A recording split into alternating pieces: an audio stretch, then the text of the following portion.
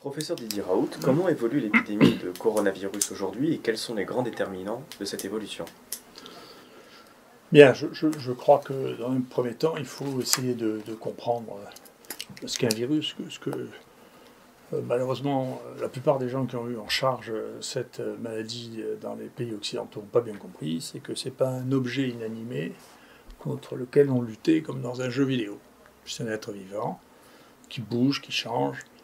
Et donc, moi j'ai vécu quelques mois stupéfiants dans lesquels on m'expliquait que les virus ne mutaient pas, ne changeaient pas. Donc, je regarde ça avec beaucoup de surprise, surtout quand les gens qui n'ont jamais fait un génome m'expliquent ça à moi.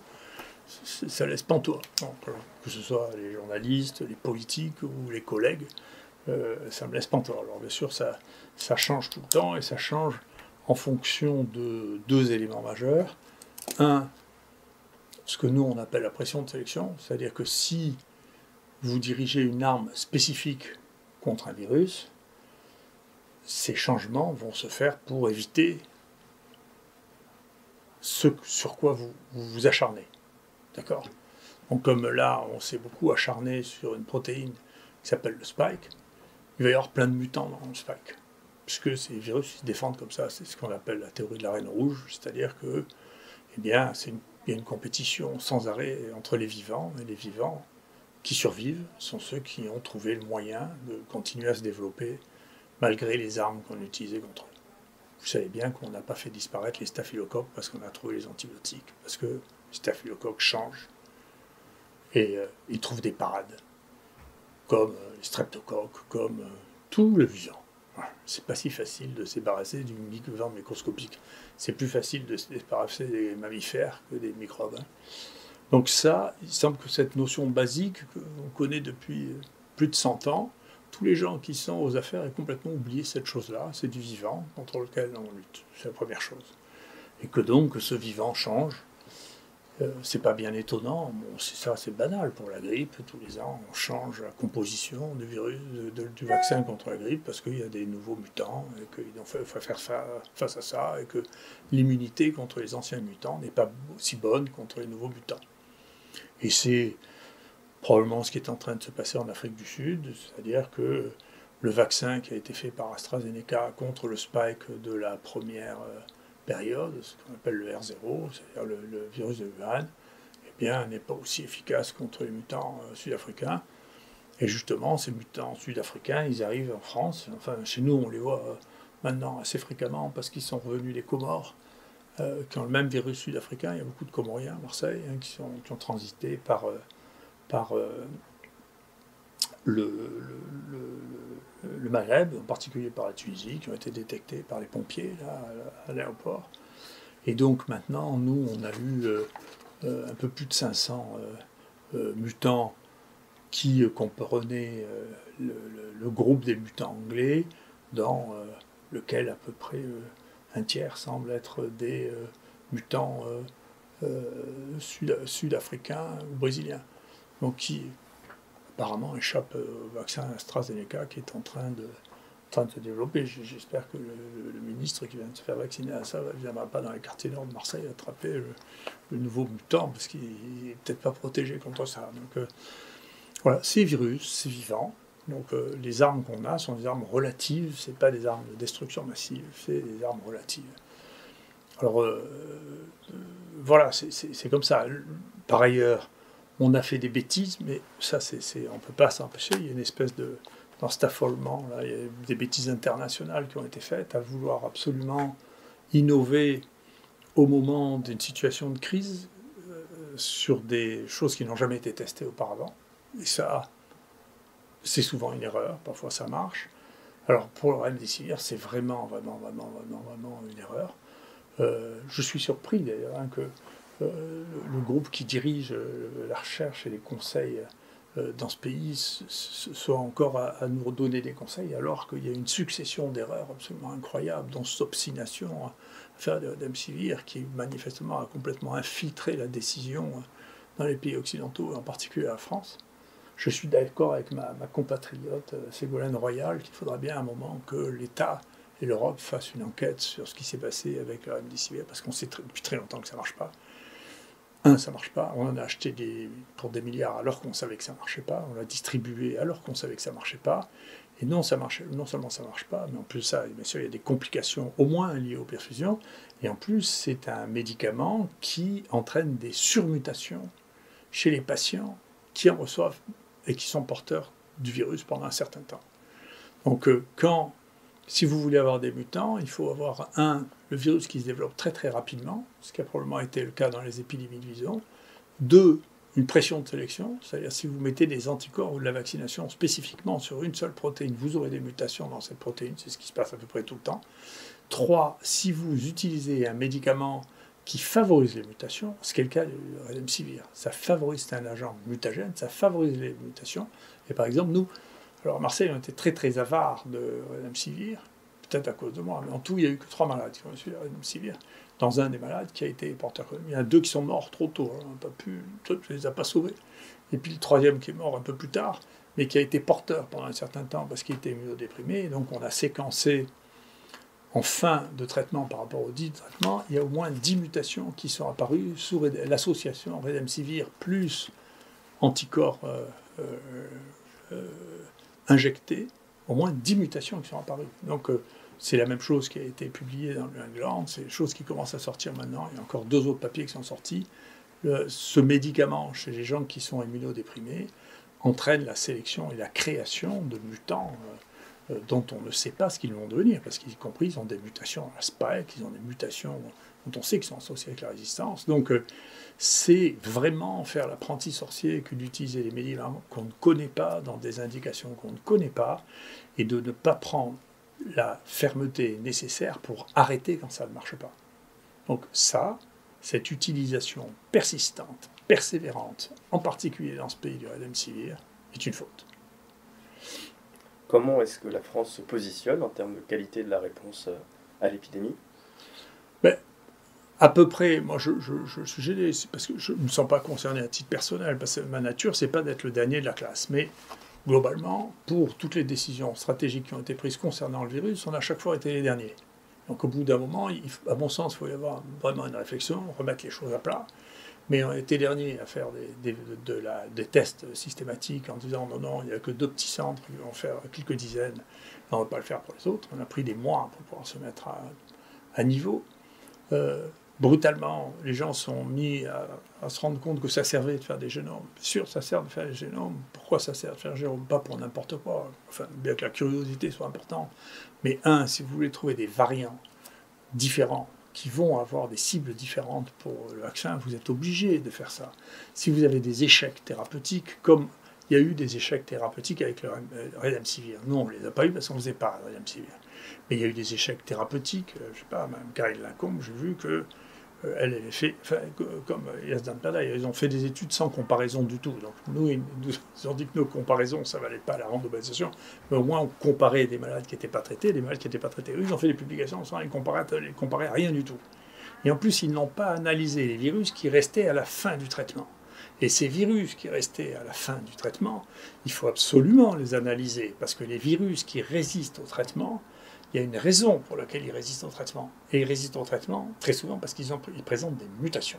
Et on sait aussi bien le Remdesivir que les anticorps obtenus par plasmaphérèse sélectionnent et entraînent des mutations. Et ce travail n'a pas été fait. C'est un travail, ça manque de science, tout ça. On s'excite sur la méthodologie, mais c'est la science basique qui manque dans ce pays. Donc, on a fait des essais sans regarder quelles étaient les conséquences des essais, en particulier sur les virus. Ensuite, on n'a pas fait de génome, et quand j'ai commencé à faire des génomes pendant l'été, on était les seuls à le faire, les gens disaient ça ne sert à rien, il n'y a pas de mutants. Et donc on est arrivé par constater, c'est bien, je suis content que le président ait saisi cette occasion pour remettre les choses, mais vous voyez, ça c'est le nombre de génomes qui a été fait en fonction du nombre de cas dans le monde. Donc vous voyez que ça c'est l'Europe, dans laquelle il y a une dispersion qui est quand même assez spectaculaire. D'accord ? Nous, on n'a pas honte, hein, on fait partie des gens qui ont fait le plus de génomes par mort du monde, on fait partie des 3 ou 4 premiers. Mais la France, sans nous, elle est placée là, et si vous voyez où est la moyenne de l'Afrique, vous voyez que la moyenne de l'Afrique est au-dessus de la France. Donc, il y a un problème. Hein. Et le problème, c'est pas nous. Hein. Il y a un problème. Hein. Il y a eu un problème de retard de test. Il y a un problème de retard d'hospitalisation, de retard de prise en charge, parce que quand on dit aux gens, il ne faut pas vous soigner, il faut rester à la maison, il y a eu un retard d'utilisation des technologies qui permettaient de détecter quand les gens étaient plus malades, et il y a eu un retard de surveillance des génomes qui permettait de découvrir des variants qui éventuellement allaient résister aux thérapeutiques, qui éventuellement allaient résister aux vaccins, et qui éventuellement allaient être les témoins des épidémies. D'accord ?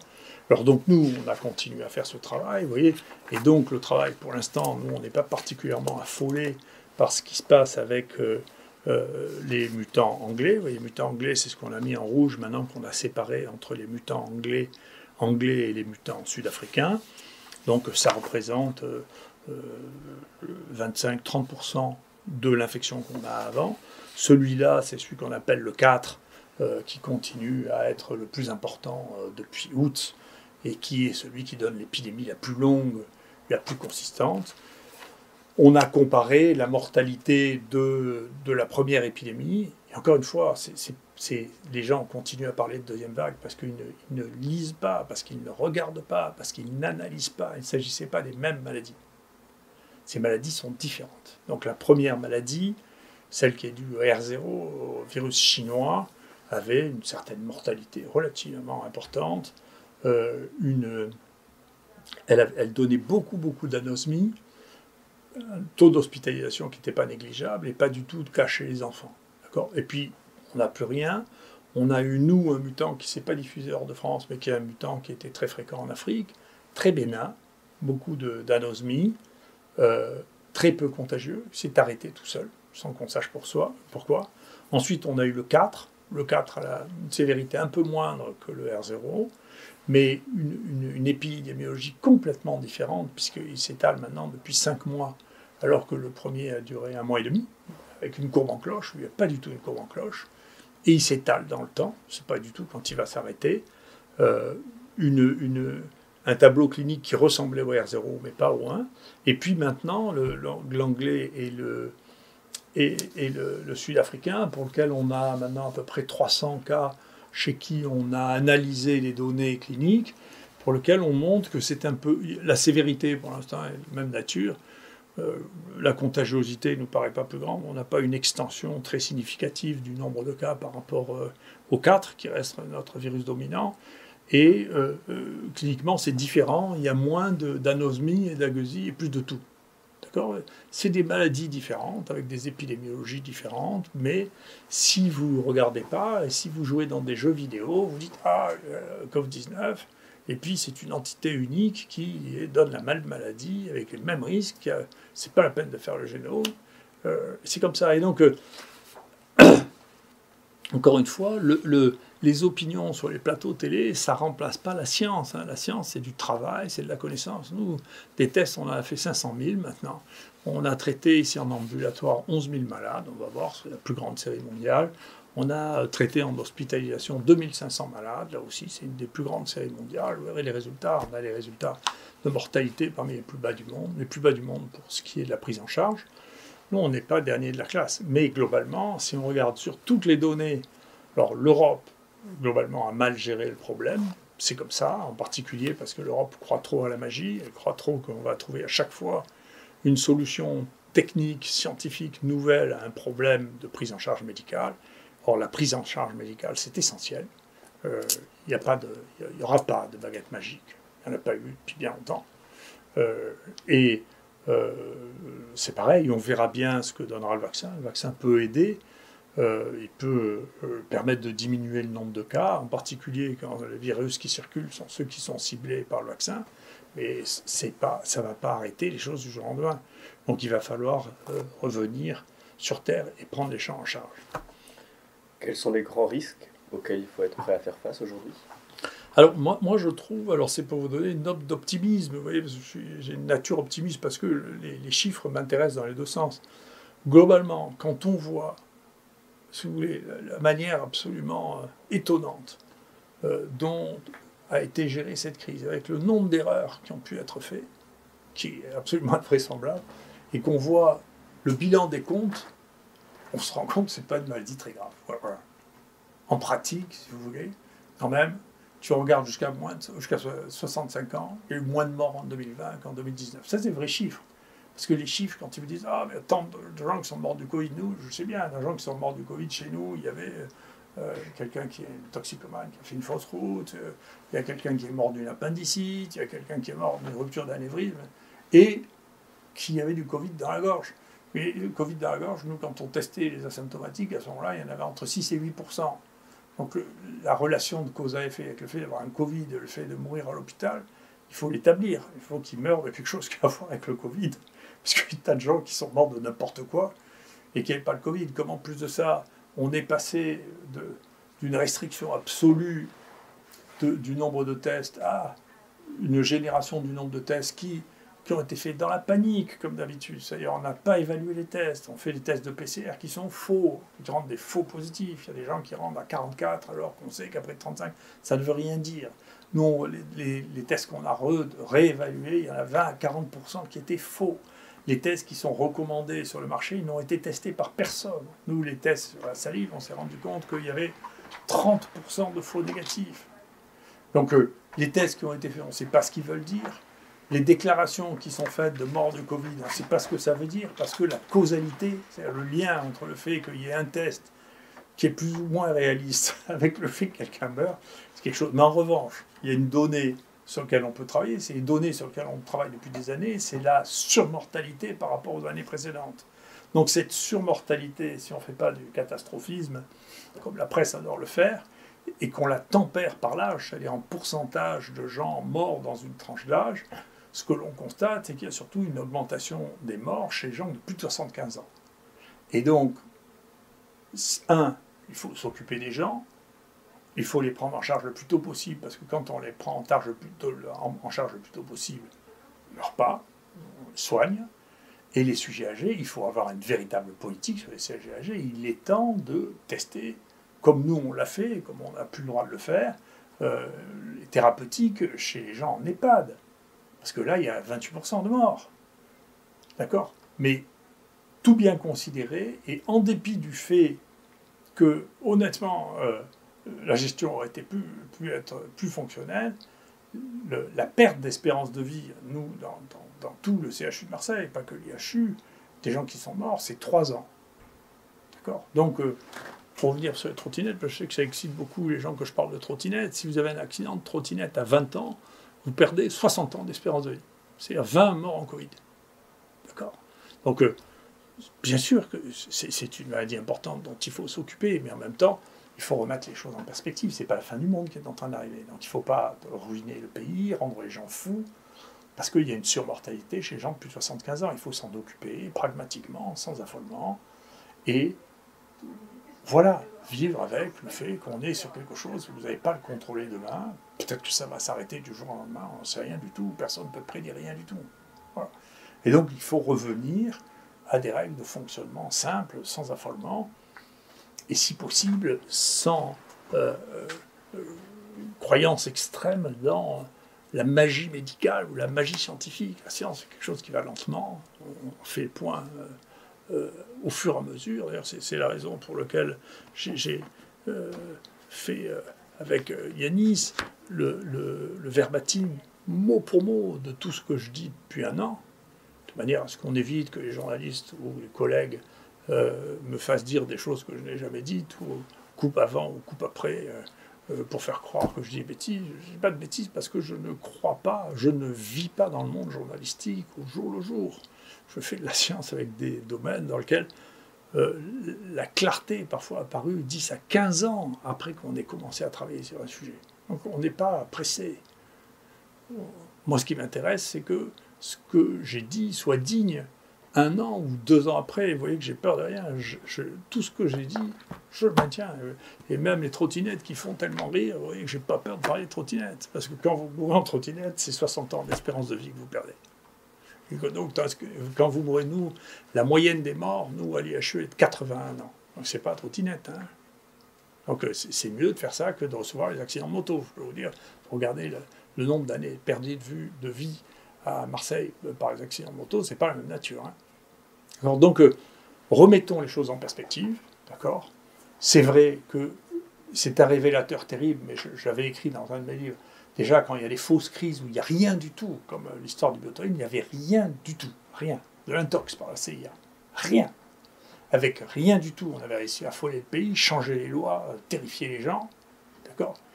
Et à la fin, il y a un appel d'offres où c'est les mêmes qui se sont servis que ceux qui se servent maintenant. Tiens, un bout pour l'INRA, un bout pour l'Institut Pasteur, un bout pour l'INSERM. Pour rien, d'accord? Mais là, maintenant où il y a un petit quelque chose, alors effectivement, ça montre que le pays est absolument incapable parce qu'il n'a pas les nerfs de répondre à une situation comme celui-là. D'accord? Il n'a pas les nerfs, il n'a pas l'organisation, il n'a pas de suite dans les idées.